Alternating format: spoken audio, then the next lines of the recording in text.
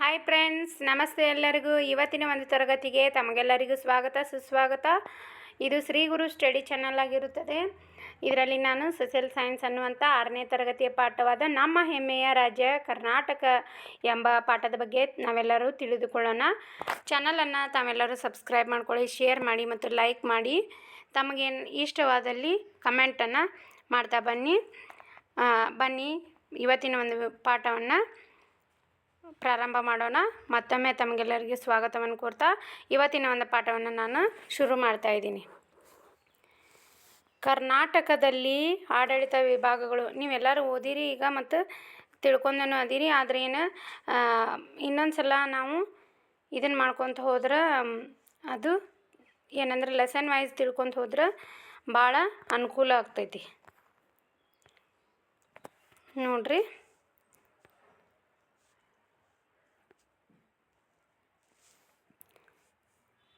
ಕರ್ನಾಟಕದಲ್ಲಿ ಆಡಳಿತದ ವಿಭಾಗಗಳು. ನೋಡ್ರಿ, ನಿಮಗೆಲ್ಲ ಗೊತ್ತಿರುವ ಹಾಗೆ ಕರ್ನಾಟಕದಲ್ಲಿ 4 ಆಡಳಿತ ವಿಭಾಗಗಳಿದ್ದಾವೆ. ಯಾವ್ಯಾವ ಅಂದರೆ ಬೆಂಗಳೂರು ವಿಭಾಗ, ಮೈಸೂರು ವಿಭಾಗ, ಬೆಳಗಾವಿ ವಿಭಾಗ ಮತ್ತು ಕಲಬುರಗಿ ವಿಭಾಗವಾಗಿ 4 ವಿಭಾಗಗಳಾಗಿವೆ. ಅವುಗಳ ಬಗ್ಗೆ ನಾವು ತಿಳಿದುಕೊಳ್ತಾ ಹೋಗೋಣ. ಏನು ನೋಡ್ರಿ, ನಮ್ಮ ನಾಡು ಕರ್ನಾಟಕ. ನಮ್ಮ ರಾಜ್ಯಕ್ಕೆ ಸುಮಾರು 2000 ವರ್ಷಗಳ ಚರಿತ್ರೆ ಇದೆ. ನಮ್ಮ ನಾಡು ಯಾವುದ್ರಿ? ಕರ್ನಾಟಕ. ನಮ್ಮ ರಾಜ್ಯಕ್ಕೆ ಸುಮಾರು 2000 ವರ್ಷಗಳ ಏನಂದಿ ಅಂದ್ರೆ ಒಂದು ಚರಿತ್ರೆ ಇದೆ.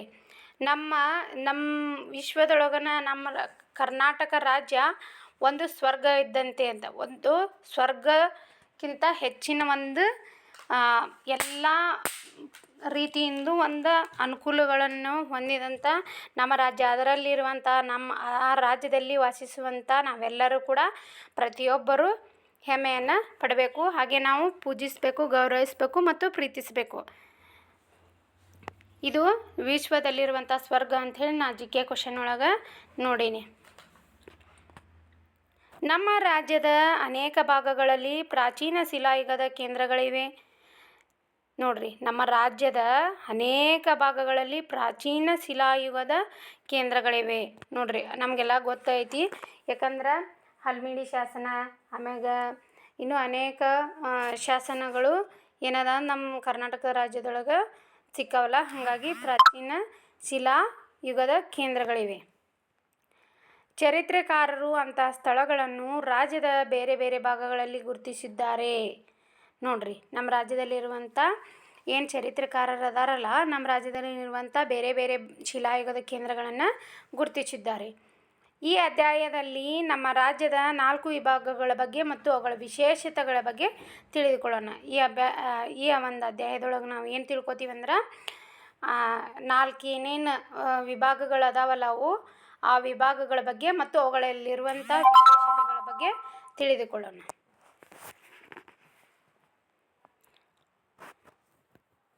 ಬ್ರಿಟಿಷರ ಆಡಳಿತ ಕಾಲದಲ್ಲಿ ವಿವಿಧ ಜಿಲ್ಲೆಗಳನ್ನು ರೂಪಿಸಲಾಯಿತು. ನೋಡ್ರಿ, ಬ್ರಿಟಿಷರ ಆಡಳಿತ ಕಾಲದಲ್ಲಿ ಅವ್ರು ಏನು ಮಾಡಿದ್ರಂದ್ರೆ ತಮ್ಮ ಅನುಕೂಲಕ್ಕೆ ತಕ್ಕಂಗೆ ತಾವೇನು ಮಾಡ್ಕೊಂಡಿದ್ರಂದ್ರೆ ಆಡಳಿತ ವಿಭಾಗಗಳನ್ನು ರೂಪಿಸ್ಕೊಂಡಿದ್ರು. ಉದಾಹರಣೆಗಾಗಿ ಕಲ್ಕತ್ತಾವನ್ನು ಒಂದು ಕೇಂದ್ರವಾಗಿ ಮಾಡ್ಕೊಂಡಿದ್ರು. ಹೈದರಾಬಾದ್, ಹಿಂಗೆ ಅನೇಕ ರೀತಿಯಾದಂಥ ಕೇಂದ್ರಗಳನ್ನು ಮಾಡ್ಕೊಂಡಿದ್ರು. ಯಾಕಂದರೆ ಅಲ್ಲಿರುವಂಥ ಅನೇಕ ರೀತಿಯ ಸಂಪತ್ಭರಿತವಾದ ಪ್ರತಿಯೊಂದಕ್ಕೂ ಅನುಕೂಲವಾಗುವಂಥ ನಗರಗಳನ್ನು ಅವ್ರು ಆಯ್ಕೆ ಮಾಡ್ಕೊಂಡು ಏನು ಮಾಡಿದರು, ಆಡಳಿತ ವಿಭಾಗಗಳಾಗಿ ರೂಪಿಸ್ಕೊಂಡಿದ್ರು. ನಂತರ ಏನಾಯ್ತು ನೋಡ್ರಿ, ಅನೇಕ ಸಂದರ್ಭಗಳಲ್ಲಿ ಜಿಲ್ಲಾ ಕೇಂದ್ರಗಳು ಬದಲಾಗಿವೆ. ಹೌದು, ಈಗ ಅವಾಗ ಹಿಂದಿನ ಏನು ಬ್ರಿಟಿಷರ ಕಾಲದಲ್ಲಿದ್ದಂಥ ಜಿಲ್ಲೆಗಳು ಏನಾಗ್ಯಾವ ಅಂದ್ರೆ ಹೆಚ್ಚು ಈಗ ನಮಗೆ ಹೆಂಗೆ ಅನುಕೂಲಕ್ಕೆ ತಕ್ಕಂಗೆ ನಾವು ಮಾಡ್ಕೊಂಡೀವಿ. ಅವಾಗ ಅವರಿಗೆ ಅನುಕೂಲಕ್ಕೆ ತಕ್ಕಂಗೆ ಅವ್ರು ಮಾಡ್ಕೊಂಡಿದ್ರು. ಕೆಲವು ಜಿಲ್ಲೆಗಳು ಚಿಕ್ಕವಾಗಿವೆ ಮತ್ತು ಕೆಲವು ವಿಸ್ತರಣೆಗೊಂಡಿವೆ. ಕೆಲವು ಜಿಲ್ಲೆಗಳು ಯಾಕೆ ಚಿಕ್ಕದಾಗಿವೆ ಅಂದ್ರೆ ನಾವೇನು ಮಾಡಿದ್ದೀವಿ, ಈಗ ಉದಾಹರಣೆಗಾಗಿ ಕಲಬುರಗಿ ಜಿಲ್ಲೆಯಿಂದ ಯಾದಗಿರಿ ಜಿಲ್ಲೆಯನ್ನು ಹೊಸದಾಗಿ ಮಾಡ್ಕೊಂಡು ಅದಕ್ಕೇನು ಮಾಡಿದ್ದೀವಿ, ಯಾದಗಿರಿ ಅಂತೇಳಿ ಹೆಸರು ಕೊಟ್ಟಿವಿ. ಅದು ಏನಾಯ್ತಂದ್ರೆ ಕಲಬುರಗಿಯಿಂದ ಬೇರ್ಪಟ್ಟು ಅದೊಂದು ಹೊಸ ಜಿಲ್ಲೆ ಆಯಿತು. ಹೀಗಾಗಿ ಅದು ಏನಂದ್ರೆ ಆ ಪ್ರದೇಶ ಏನಾಗಿತ್ತು, ಆ ಪ್ರದೇಶ ಏನು ಯಾದಗಿರಿಗೆ ಸಂಬಂಧಪಟ್ಟದ್ದಾಗಿದ್ದರಿಂದ ಏನು ಕಲಬುರಗಿ ಅದಷ್ಟು ಬೇರೆ ಭಾಗ ಆಗಿದ್ದರಿಂದ ಹಿಂಗೆ ಚಿಕ್ಕದು ಹಾಕ್ಕೊಂತ ಬಂತು. ಯಾಕಂದ್ರೆ ದೊಡ್ಡದಿತ್ತದ ಜಿಲ್ಲೆ. ಕಲಬುರ್ಗಿ ಜಿಲ್ಲೆ, ಕಲಬುರ್ಗಿ ವಿಭಾಗ ಏನಾಗಿತ್ತು ಅಂದ್ರೆ ಜಿಲ್ಲೆ ದೊಡ್ಡದಾಗಿತ್ತು.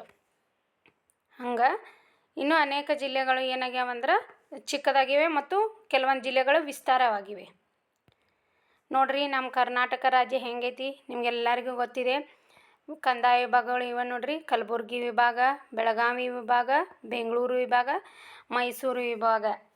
ಇದರ ವಿಶೇಷತೆಗಳ ಬಗ್ಗೆ ಒಂದಿಲ್ಲ ಒಂದು ಕ್ವಶನ್ ಬಂದೇ ಬರ್ತೈತಿ. ಹಾಗಾಗಿ ತಾವೆಲ್ಲರೂ ನೆನಪಿಟ್ಕೊಂಡು ಸರಿಯಾಗಿ ಓದಿ ಸರಿಯಾಗಿ ಕ್ವಶನ್ಗೆ ಆನ್ಸರನ್ನು ಸರಿಯಾಗಿ ಆಯ್ಕೆ ಮಾಡಬೇಕು. ಯಾಕಂದ್ರೆ ಸೇಮ್ ಆನ್ಸರ್ ಇರ್ತಾವೆ, ನಮಗೆ ತುಂಬ ಕನ್ಫ್ಯೂಸ್ ಆಗ್ತಿರ್ತೈತಿ ಎಕ್ಸಾಮ್ದೊಳಗೆ.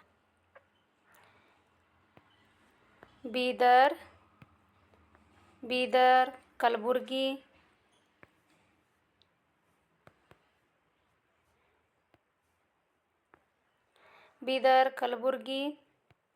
ಯಾದಗಿರಿ, ರಾಯಚೂರು, ಕೊಪ್ಪಳ, ಬಳ್ಳಾರಿ, ವಿಜಯನಗರ. ನೋಡ್ರಿ ಇವೆಷ್ಟು ಜಿಲ್ಲೆಗಳದಾವಂದ್ರೆ ಬೀದರ್, ಕಲಬುರ್ಗಿ, ಯಾದಗಿರಿ, ರಾಯಚೂರು, ಕೊಪ್ಪಳ, ಬಳ್ಳಾರಿ, ವಿಜಯನಗರ. ಇವು ಏನಾಗಿದ್ದಾವಂದ್ರೆ ಇವು ಎಲ್ಲವೂ ಕೂಡ ಕಲಬುರ್ಗಿ ವಿಭಾಗಕ್ಕೆ ಸೇರ್ಕೊಂಡಿದ್ದಾವೆ. ಅಂದರೆ ಎಷ್ಟು ಜಿಲ್ಲೆಗಳದಾವ ಟೋಟಲ್ ಅಂದ್ರೆ ಬೀದರ್ 1, ಕಲಬುರ್ಗಿ 2, ಯಾದಗಿರಿ 3, ರಾಯಚೂರು 4, ಕೊಪ್ಪಳ 5, ಬಳ್ಳಾರಿ 6, ವಿಜಯನಗರ 7. ಕಲಬುರ್ಗಿ ಜಿಲ್ಲೆ ಒಳಗೆ ಒಟ್ಟು 7 ಜಿಲ್ಲೆಗಳು ಅದಾವೆ ನೋಡ್ರಿ. ನೆಕ್ಸ್ಟ್ ನೋಡ್ರಿ,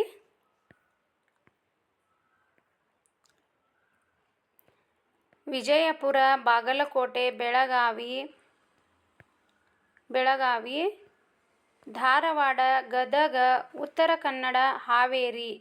ಇವು ಏನಾಗಿದ್ದಾವೆ ಅಂದರೆ ಬೆಳಗಾವಿ ಒಂದು ವಿಭಾಗಕ್ಕೆ ಸೇರಿದಂಥ ಜಿಲ್ಲೆಗಳಾಗಿವೆ. ಇವು ಎಷ್ಟು ಜಿಲ್ಲೆಗಳದಾವಂತಂದ್ರೆ ಏನು ಕಲಬುರ್ಗಿಯು 7 ಜಿಲ್ಲೆಗಳದಾವು, ಹಂಗಂದ್ರೆ ಬೆಳಗಾವಿ ಎಷ್ಟು ಅದಾವ ಅಂತ ನೋಡೋಣ ಬರ್ರಿ. ವಿಜಯಪುರ 1, ಬಾಗಲಕೋಟೆ 2, ಧಾರವಾಡ 3, ಗದಗ 4, ಹಾವೇರಿ 5, ಉತ್ತರ ಕನ್ನಡ 6, ಬೆಳಗಾವಿ 7. ಕಲಬುರ್ಗಿ ಜಿಲ್ಲೆ ಒಳಗೂ 7 ಜಿಲ್ಲೆಗಳದಾವು, ಆಮ್ಯಾಗ ಬೆಳಗಾವಿ ಜಿಲ್ಲೆ ಒಳಗೂ 7 ಜಿಲ್ಲೆಗಳದಾವು. ಇದು 2024 ಬುಕ್ ಐತ್ರಿ. ಇದು ಗೌರ್ಮೆಂಟ್ ಟೆಕ್ಸ್ಟ್ ಬುಕ್ ಐತಿ. ಇದ್ರಾಗಿಂದ ಇದ್ದಿದ್ದು ಕರೆಕ್ಟ್ ಐತಿ, ಯಾವುದು ಹೆಚ್ಚು ಕಡಿಮೆ ಇಲ್ಲ.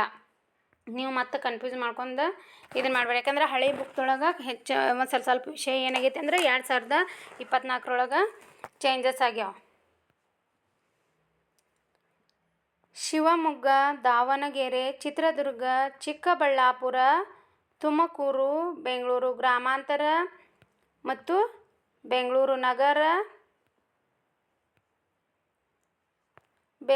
ನಗರ, ಕೋಲಾರ, ರಾಮನಗರ.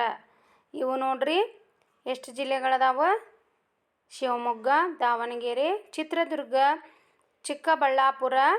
ಶಿವಮೊಗ್ಗ 1, ದಾವಣಗೆರೆ 2, ಚಿತ್ರದುರ್ಗ 3, ಚಿಕ್ಕಬಳ್ಳಾಪುರ 4, ತುಮಕೂರು 5, ಬೆಂಗಳೂರು ಗ್ರಾಮಾಂತರ 6, ಬೆಂಗಳೂರು ನಗರ 7, ಕೋಲಾರ 8, ರಾಮನಗರ 9. ನೋಡ್ರಿ ಬೆಂಗಳೂರು ಒಂದು ವಿಭಾಗದೊಳಗೆ ಎಷ್ಟು ಜಿಲ್ಲೆಗಳದಾವ ಅಂದ್ರೆ 9 ಜಿಲ್ಲೆಗಳದಾವು. ಎಷ್ಟು? 9 ಜಿಲ್ಲೆಗಳಿವೆ. ನಂತರ ನೋಡ್ರಿ ಎಷ್ಟು ಅದಾವು, ಯಾವ ವಿಭಾಗ ಐತಿ. ಇದು ಮೈಸೂರು ವಿಭಾಗ.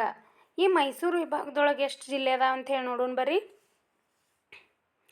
ಉಡುಪಿ, ಚಿಕ್ಕಮಗಳೂರು, ಹಾಸನ, ದಕ್ಷಿಣ ಕನ್ನಡ, ಕೊಡಗು, ಮಂಡ್ಯ, ಮೈಸೂರು, ಚಾಮರಾಜನಗರ. ನೋಡ್ರಿ ಎಷ್ಟು ಜಿಲ್ಲೆಗಳದಾವ: ಉಡುಪಿ 1, ಚಿಕ್ಕಮಗಳೂರು 2, ದಕ್ಷಿಣ ಕನ್ನಡ 3, ಹಾಸನ 4, ಕೊಡಗು 5, ಮಂಡ್ಯ 6, ಮೈಸೂರು 7, ಚಾಮರಾಜನಗರ 8 ಜಿಲ್ಲೆಗಳದಾವ ನೋಡ್ರಿ. ಹಂಗಂದ್ರೆ ಅತಿ ದೊಡ್ಡ ವಿಭಾಗ ಯಾವುದು ಅಂದ್ರೆ ಬೆಂಗಳೂರು ವಿಭಾಗ ನೋಡ್ರಿ. ಅತ್ಯಂತ ದೊಡ್ಡ ವಿಭಾಗ ಮತ್ತು ಹೆಚ್ಚು ಜಿಲ್ಲೆಗಳನ್ನು ಒಳಗೊಂಡ ವಿಭಾಗ ಯಾವುದ್ರಿ? ಬೆಂಗಳೂರು. ಇದು ಪರ್ಪಲ್ ಕಲರ್ದು ಏನೈತಲ್ಲ ಇದಷ್ಟು ಬೆಂಗಳೂರು. ಇದೇನು ಯೆಲ್ಲೋ ಕಲರ್ ಐತಲ್ರಿ ಇದೇನಿದು ಕಲಬುರ್ಗಿ ವಿಭಾಗ. ಬೆಳಗಾವಿ ಏನೈತಿದು ಲೈಟ್ ಗ್ರೀನ್ ಕಲರ್ ಒಳಗೆ ಐತ್ರಿ. ಇದು ಆರೆಂಜ್ ಕಲರ್ ಇದ್ದಿದ್ದು ಮೈಸೂರು. ಆಮ್ಯಾಗ ನಮ್ಗೆ ಇಲ್ಲಿ ನೋಡ್ರಿ ದಕ್ಷಿಣಕ್ಕೆ ಕೇರಳ ಮತ್ತು ಕೇರಳ ಮತ್ತು ತಮಿಳುನಾಡು ಈ ಎರಡು ರಾಜ್ಯಗಳಿವೆ. ಆಮ್ಯಾಗ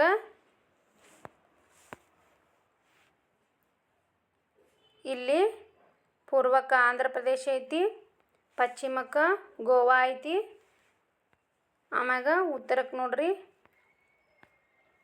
ಇದು ಆಗ್ನೇಯಕ್ಕೆ ಮಹಾರಾಷ್ಟ್ರ ಐತಿ. ಇಲ್ಲಿ ಆಂಧ್ರ ಪ್ರದೇಶನ ಐತ್ರಿ. ಆಂಧ್ರ ಪ್ರದೇಶ ಪೂರ್ವಕ್ಕೆ ಐತಿ, ಇಲ್ಲಿ ಮಹಾರಾಷ್ಟ್ರ ಬರ್ತೈತಿ, ಮತ್ತು ಇಲ್ಲಿ ತೆಲಂಗಾಣ ಬರ್ತೈತ್ರಿ. ಇದು ನಮ್ಮ ಕರ್ನಾಟಕ, ಹೆಮ್ಮೆಯ ಕರ್ನಾಟಕ ರಾಜ್ಯವಾಗಿದೆ. ತಮಗೆಲ್ಲರಿಗೂ ತಿಳಿದಿದೆ ಅಂತೇಳಿ ಭಾವಿಸ್ತಾ ನಾನು ನೆಕ್ಸ್ಟ್ ಮುಂದೆ ಹೋಗ್ತೇನೆ.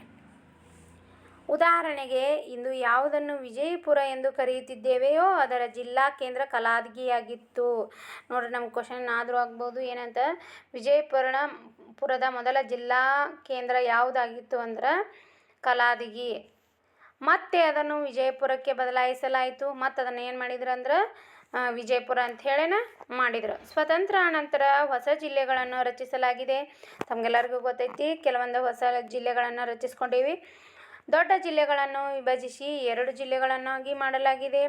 ಕಲಬುರಗಿಯಿಂದ ಹೆಂಗೆ ಯಾದಗಿರಿ ಬೇರ್ಪಡಿಸಿವಿ, ಮತ್ತು ವಿಜಯಪುರದಿಂದ ಬಾಗಲಕೋಟೆ ಜಿಲ್ಲೆಯನ್ನು ಮತ್ತು ಗದಗ ಜಿಲ್ಲೆಯನ್ನು ಬೇರೆ ಬೇರೆ ಮಾಡ್ಕೊಂಡೀವಿ. ಮತ್ತು ಬೆಂಗಳೂರಿಂದ ರಾಮನಗರ ಜಿಲ್ಲೆ ಮತ್ತು ಮಾಡ್ಕೊಂಡೀವಿ.